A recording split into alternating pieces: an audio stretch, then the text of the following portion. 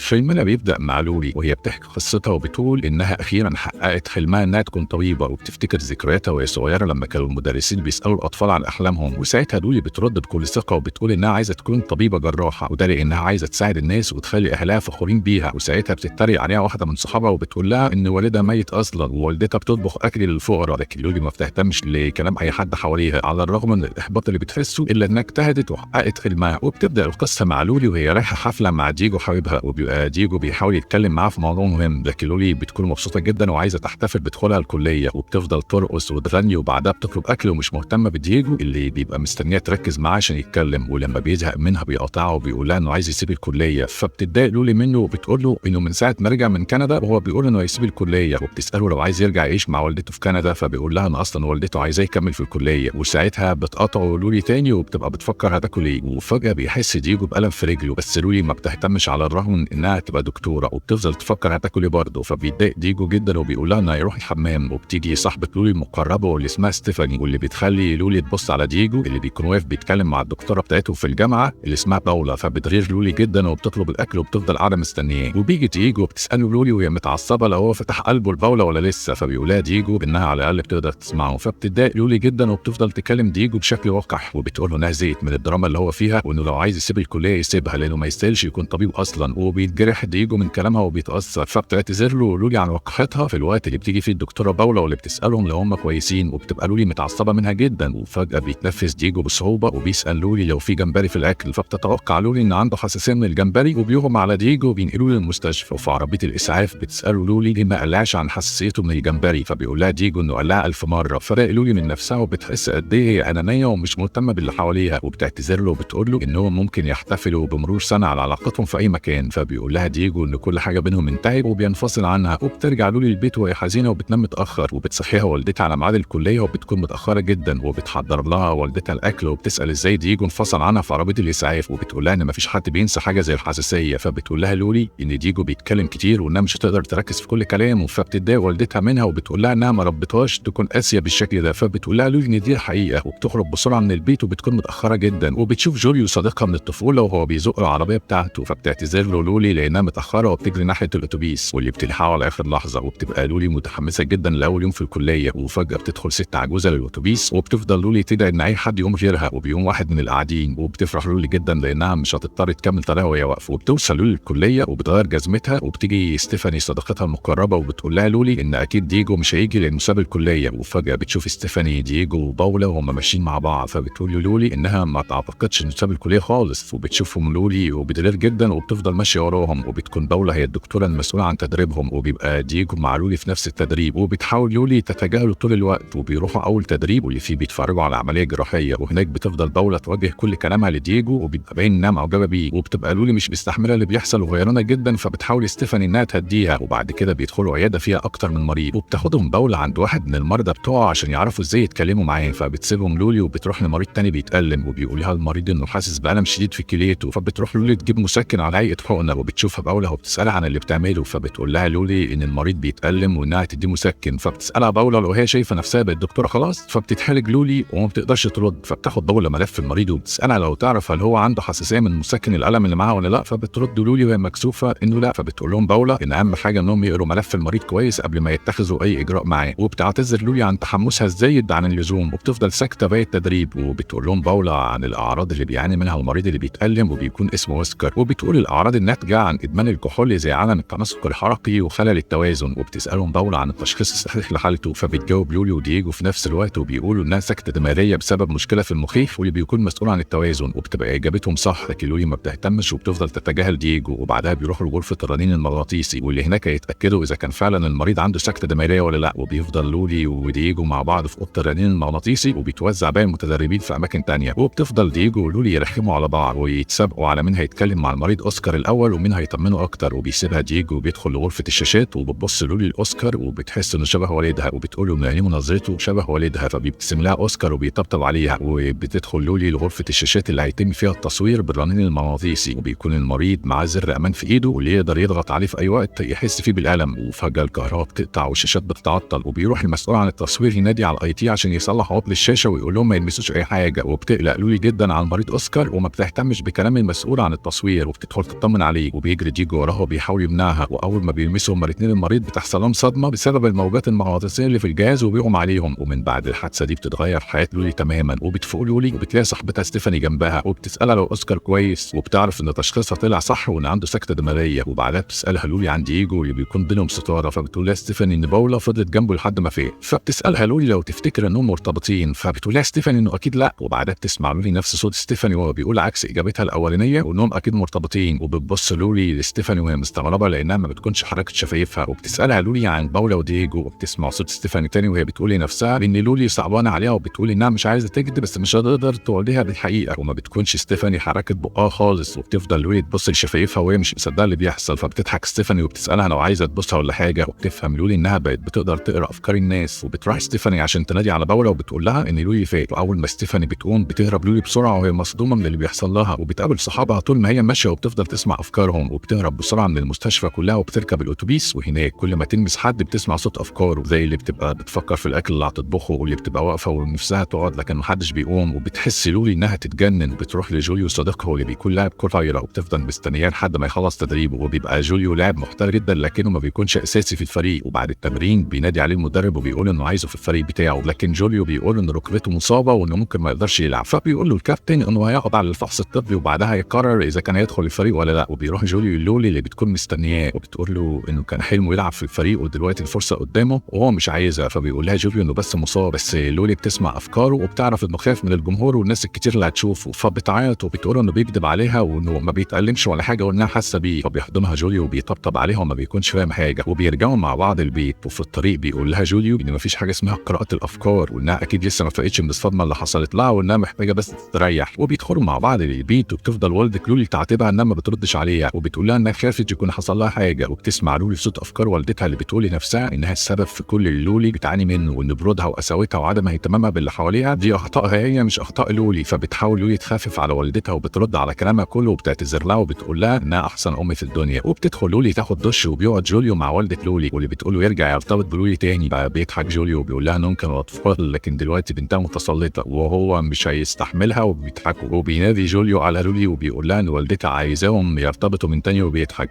فبتسال لولي عن اللي يضحك في الموضوع، هل هو شايفها بارده وقاسيه وما عندهاش مشاعر؟ فبيخليها جوليو تهدى وبيقول لها انهم كبروا وكل واحد بقى عنده حياه مختلفه. وبتسمع لولي افكاره وهو بيقول انه اصلا مثل الجنس وانه بيحب الولاد مش البنات. وبتتصدم لولي وبتقول انها عرفت السبب، بس جوليو بيفضل ينكر ويقول لها انه مش مثلي. فبتقول له لولي يحلف انه مش مثلي كده، وبيبقى جوليو شاكك انها فعلا بتقرا الافكار. فبيفضل يعد في دماغه لحد 5 عشان لولي ما تقراش افكاره. فبتساله لولي لو هو بيعد دلوقتي لحد 5، فبيتصدم جوليو وبيسالها ازاي عرفت، وبيتاكد فعلا من قدرتها على قرايه افكار الناس. وبيترجاها انها ما تقولش لحد مثلي. فبتقول له لولي انه كمان يوعدها انه مش هيقول لحد انها بتقرا الافكار. وبتدخل ستيفاني عليهم، واللي اول ما لولي وجوليو بيشوفوها بيعترف كل واحد فيهم على الثاني بكل سهوله. وبتتصدم ستيفاني من اللي بيتقهل وبيبقى صوتهم عالي، فبيقرروا انهم يخرجوا يتمشوا بره البيت ويتكلموا براحتهم. وبتبقى لولي متضايقه جدا وبتقول انها نفسها تبطل تقرا افكار الناس. فبتقولها ستيفاني انها المفروض تستغل الموهبه بتاعتها وتعرف اذا كان ديجو فعلا بيحبها ولا لا، وهل باولا معجبه فعلا بديجو ولا لا. فبتقرر لولي انها تتاكد فعلا بنفسها. وفي تاني يوم في المستشفى بتلاقي ديجو بيتكلم معاها، وقبل ما تعتذر له عن الحادثه اللي حصلت له بتلاقيه بيتعامل معاها عادي وكانهم مش منفصلين. وبتفتكره سامحها وقرر انه يرجع لها، وبيقول لها انه بيحبها. وبتحاول لولي تقرا افكاره لكنها ما بتسمعش اي حاجه. فجاه بتنادي عليها باولا وبتقعد معاها لوحدها. فبتقرر لولي تستغل الموقف وتلمس ايدها عشان تعرف اللي بتفكر فيه. وبتفضل باولا تقول انها قلقانه على ديجو لانها عارفاه من وهو صغير، ده لانها كانت مساعده والده اللي بيشتغل جراح برضه. فبتقرا لولي افكارها وبتعرف انها بتعتبر ديجو زي ابنها وانه صعبان عليها بسبب والده اللي بيكون شخص صعب جدا. وبتقول كمان انه ما خدش اي نوع من الحب او الدعم في طفولته بسبب والده القاسي. وبتفرح لولي جدا بكلامها وبتتاكد انها بس بتعتبره زي ابنها. وفجاه بتقولها باولا ان ديجو فقد الذاكره بشكل مؤقت. فبتتصدم لولي وبتفهم انه فكر انهم لسه مرتبطين. فبتسالها لولي عن اخر حاجه فاكرها، فبتقولها باولا انه مش فاكر الاحداث اللي حصلت في اخر كام يوم لكنها مش عارفه لحد امتى بالظبط. وبتتضايق لولي وما بتكونش عارفه ازاي تصرف بالحقيقه. وبتتكلم مع صاحبتها ستيفاني فبتقول لها انها ما تقولش حاجه وتعيش اللحظه معاه. وبتطلب منها تقرا افكار زميلهم ريكارديو واللي بتكون ستيفاني معجبه بيه. فبترفض لولي وبتقول لها انها مش عايزه تتطفل على افكار الناس وان كل واحد من حقه يحتفظ بافكاره لنفسه. وبعدها بيروحوا مع دكتوره باولا للعياده الخارجيه واللي فيها بيكشفوا على مرضى غير اللي في المستشفى. وبتقدر لولي تعرف تشخيص كل الحالات. وبتبقى باولا وكل اصحاب لولي منبهرين بعبقريتها. وبيسالها ديجو ازاي قدرت تشخص المرضى بالسرعه دي. فبتقول له لولي ان عندها الحاسه السادسه وهي بتضحك. وبتبقى ستيفاني طول الوقت بتلمس ايد لولي لو عايزه تقول لها حاجه ومش عايزه حد يسمعها. وبتبقى لولي بقى خلاص مش قادره تستحمل قرايه افكار الناس اكتر من كده وبتنهار عصبيا، فبتاخدها ستيفاني عند عرافه صاحبتها وبيوصلهم جوليو بالعربيه بتاعته، وبتمسك العرافه ايد لولي وبتسالها عن مشكلتها، فبتقول لها لولي انها بتقرا افكار الناس وبتفتكرها العرافه مجنونه، وبتبقى بتقول كده في بالها، فبتسمع لولي افكارها وبتقول لها انها مش مجنونه، وبتفضل ترد على كل افكارها وبتتجنن العرافه وما بتكونش مصدقها، وبتعرف لولي ان الست دي نصابه وبتسيبها وبتمشي، وبتفضل العرافه تترجاها انها تشتغل معاها وانهم هيبقوا اغلى ناس في العالم، فبتسيبها لولي وهي متعصبه وبتقول ستيفاني ما تقترحش عليها حاجه تاني، وبتقول ان الوحيد اللي عايزه تقرا افكاره هو دييجو، لكن الوحيد اللي مش عارفه تقراه، وبتتعطل عربيه جوليو وبيضطروا يزقوها معاه، وبينصح جوليو لولي انها تقول الحقيقه لدييجو احسن ما تحاول تقرا افكاره، وبالليل بيروحوا يسهروا مع بعض، وبتشوف لولي دييجو وبتقف معاه، وبتروح ستيفاني تقعد مع ريكارديو اللي بتكون معجبه بيه، وبيتعرف جوليو عليه، وفي مطعم البار بتقترح لولي على دييجو انهم ياكلوا وانها مش هتجيب اي حاجه فيها جمبري، وفجاه بتيجي لدييجو افكار مشوهه عن اليوم اللي راح فيه المستشفى بسبب الحساسيه، لكنها ما بيكونش واضحه وما بيقدرش يفتكر حاجه، وبيقول لولي تيجي معاه لانه عامل لها مفاجاه، وبياخدها البيت وبيطبخ لها اكل بنفسه، وبيقول لها ان والده مسافر لمده اسبوع، فبيقرروا يباتوا مع بعض، والصبح بيرجع والد دييجو من السفر وبيشوفهم مع بعض، وبيتعامل مع لولي بوقاحه وما بيهتمش بوجودها، وبيقف في اوضه النوم بتاعتهم وبيسال دييجو على حاجه، وبيخرجوا كلهم عشان يفطروا مع بعض، وبتبقى لولي معجبه جدا بوالد دييجو اللي بيكون مشهور جدا وشاطر، وبتقول له انها تبقى جراحه زيه وبتسلم عليه، لكنها بتسمع افكاره اللي بيقول فيها انها عمرها ما هتبقى جراحه، فبتقول لولي انها عارفه دكتور باولا، وبتقول له انها دكتوره شاطره جدا لانها كانت بتشتغل معاه، فبيتريق والد دييجو وبيقول لها شاطره لدرجه انها لسه بتشتغل في مستشفى عام، فبتقول له لولي ان الفقراء محتاجين جراحين شاطرين زيه وزي باولا، وان الدكتور الشاطر مش هاكر على الاغنياء بس، فبيقول لها والد دييجو ان اللي باولا بتعمله ده تضييع لوقتها، وده بيخلي دييجو يتخانق معاه وبيقول له انه عنصري ومش همه غير الفلوس، وانه لو فكر انه هيشتغل معاه في المستشفى بتاعته فهو غلطان لان من حقه يختار المكان اللي هيشتغل فيه بنفسه، فبيقول له والده ان كل اللي زيه يحلموا انه يكون والدهم وانه ما يعرفش قيمته، وبيسيبه وبيمشي، وبتحاول لولي تهدي دييجو وبتفهم اللي بيتعرض له كل يوم من والده، وبتندم انها ما كانتش بتسمعه، وبيروحوا مع بعض المستشفى، وهناك بتلاقي لولي جوليو وهو بيعمل فحص على ركبته، وده لان ريكارديو قدر يقنعه انه ما يخافش من اي حاجه وانه يلعب الماتش من غير قلق، وبيعمل جوليو الفحص عشان يسلمه لاداره الفريق ويعرفوا انه سليم، وفجاه بينادي دييجو على لولي وبيقول لها ان اوسكار مريض جدا، وبتروح له لولي اوضته وبيقول لها ان نفسه يشوف ابنه ولو مره واحده بس، وبيبقى ممتنع عن الادويه بتاعته ومش راضي كمان يعمل العمليه، فبيقرر دييجو انه يروح لابنه وبياخد لولي معاه، وهناك بيحاولوا يقنعوا ابنه يزور والده المره واحده بس قبل ما يموت، فبيقول لهم انهم ما يعرفوش هو كان بيعمل ايه فيه، وان عمره ما حضر معاه اي حفلات تخرج او اجتماعات اولياء امور، وانه كان بيسيبه مستنيه بالساعات قدام المدرسه لوحده لانه بيبقى سكران مش فاكر ابنه، بس دييجو بيقول له ان هو كمان حاسس اللي بيقوله لان والده هو كمان ما كانش مهتم بيه، لكن الفرق ان اوسكار والده عنده عذر وهو انه مدمن على الكحول، لكن والده طبيب وما عندوش اي اعذار غير انه فعلا مش مهتم بيه، وبيكمل دييجو وبيقول انه على الرغم من كل اللي والده عمله فيه لانه لسه والده، وانه يفضل مصدق انه بيحبه من قلبه، وبيقتنع ابن اوسكار وبيروح معاهم المستشفى وبيحقق امنيه والده وبيقنعه يعمل العمليه، وبترجع لولي البيت وهناك بتقرر انها تعترف لوالدتها انها بتقرا الافكار، بس والدتها طبعا ما بتكونش مصدقاها وبتختبرها، وبتفضل لولي ترد على كل فكره والدتها بتفكر فيها، فبتنبهر والدتها بيها جدا، وبتعرف لولي ان والدتها معجبه بلويس جارون، وبيضحكوا سوا، وبعدها بيجي اصحاب لولي عشان يروحوا الماتش بتاع جوليو، وبيفضلوا يشجعوه بكل حماس وهم مبسوطين، وبيلعب جوليو كويس جدا وهو حاسس بدعم اصحابه من حواليه، بيكسب الفريق الماتش بفضل جوليو اللي قدر يكتسب ثقته في نفسه ويلعب باحترافيه قدام الجمهور، وفي تاني يوم بتنجح عمليه اوسكار، وبيشوفوا دييجو ولولي وابنه معاه بيكونوا مبسوطين انهم قدروا يصلحوا العلاقه بينهم، ولولي دييجو انه هيبقى دكتور شاطر، وفجاه بيتعب دييجو جدا وبيقول لها انه حاسس ان عنده ضيق تنفس، وفجاه بيفتكر كل اللي حصل زي اليوم اللي انفصل فيه عن لولي والناس سبب في دخوله المستشفى، وبيفتكر اليوم اللي اتعرض فيه لصدمه الموجات المغناطيسيه في اوضه الرنين، وبيتصدم في لولي وبيقول لها ان كل ده كانت بتكذب عليه وبيغم عليه، وبتتخض لولي جدا وبتنادي على الدكاتره، وبتيجي باولا وباقي الدكاتره عشان يكشفوا عليه ويعرفوا سبب الاغماء، وفجاه بتفتكر لولي ان دييجو قال لها انه عنده ضيق تنفس، فبتفهم ان عنده مشكله في الرئه، وبتقول لباولا انه محتاج يعمل عمليه لانه عنده انسداد في الرئه، وبتكشف باولا عليه وبتعرف انه فعلا عنده جلطه في الرئه، وبيعملوا العمليه وبيقدروا ينقذوه بفضل لولي، وبيفوق دييجو من العمليه وبيلاقي لولي وباولا ووالده جنبه واللي بيكون قلقان عليه جدا، وبيفرح دييجو اللي بيحس لاول مره ان والده بيحبه فعلا، وبتشكر باولا لولي لانها السبب في انقاذ دييجو، فبتقول لها لولي انها ما عملتش حاجه وان هي اللي احسن جراحه في العالم، وبيشكر والد دييجو باولا على الرغم من انه كان بيشكك في قدراتها الا انها هي اللي انقذت حياه ابنه الوحيد، وبتخرج باولا مع والد دييجو وبيسال دييجو لولي عن نوع المساعده اللي قدمتها له، فبتقول له لولي انها سمعت له زي ما كان دايما بيقول لها، وبعد فتره بيتخرج دييجو ولولي من الكليه وبتقول له لولي انه هيبقى اشطر جراح في العالم لانها قررت ما تبقاش جراحه، وبتحكي لولي انها عرفت هي عايزه ايه بالظبط، واكتشفت ان كل اللي فات علمها يعني ايه تسمع للناس كويس وتفهم مشاكلهم، وبتقرر انها تتخصص في طب الاسره وبتكمل حياتها مع دييجو في سعاده.